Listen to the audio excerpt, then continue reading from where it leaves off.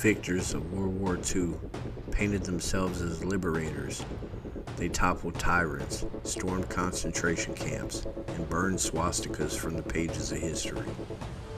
But that's the only story we were meant to remember. Beneath the surface of post-war triumph was a secret so vile it barely whispered in the classrooms of today. A secret where men who tortured, murdered, and experimented on human beings were not punished. They were welcomed, they were paid, and they were protected. This is the true story of Operation Paperclip, when America made a pact with the architects of horror in the name of progress. The war was over. Hitler was dead. The Reich had fallen. But for the United States and the Soviet Union, a new war had already begun, the Cold War.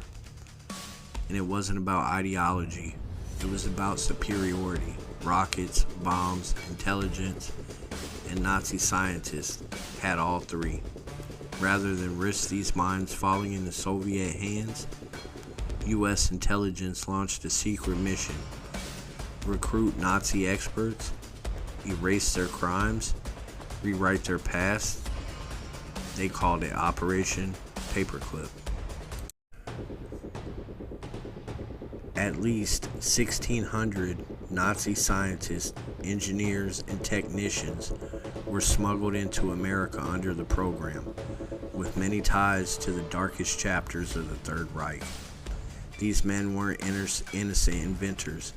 They built the V-2 rockets that slaughtered thousands in London.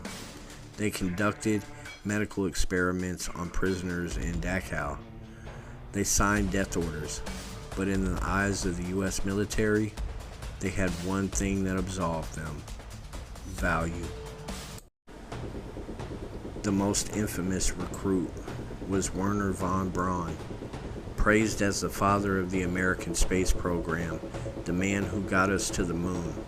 But von Braun's rockets were built first using slave labor. Thousands died under his watch in the underground tunnels of metalwork, beaten, starved, hanged for sabotage. A survivor once said every V-2 rocket that hit London cost 10 lives underground. But NASA didn't ask about that. They gave him a lab, a title, and a legacy. Dr. Hubertus Stronghold became the head of aerospace medicine in the U.S. He pioneered techniques that kept astronauts alive in space, but his roots? He oversaw cruel experiments on concentration camp victims. Prisoners were frozen alive, submerged in ice baths, subjected to explosive decompression, all in the name of aviation safety. Struggled, never faced trial. He received a medal. The U.S. government didn't just turn a blind eye. They scrubbed these men's records.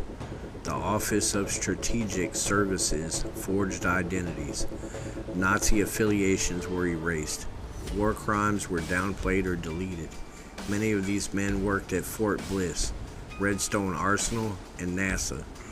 Their past buried in deserts, just like the bodies they stepped over to build their futures. To the world, these were now American heroes. We put men on the moon with knowledge stolen from a nightmare. Our Cold War superiority was built not just on innovation, but on silence. On the screams never heard. On the graves never acknowledged. And while the legacy of Operation Paperclip is still debated in hushed tones, the truth is clear.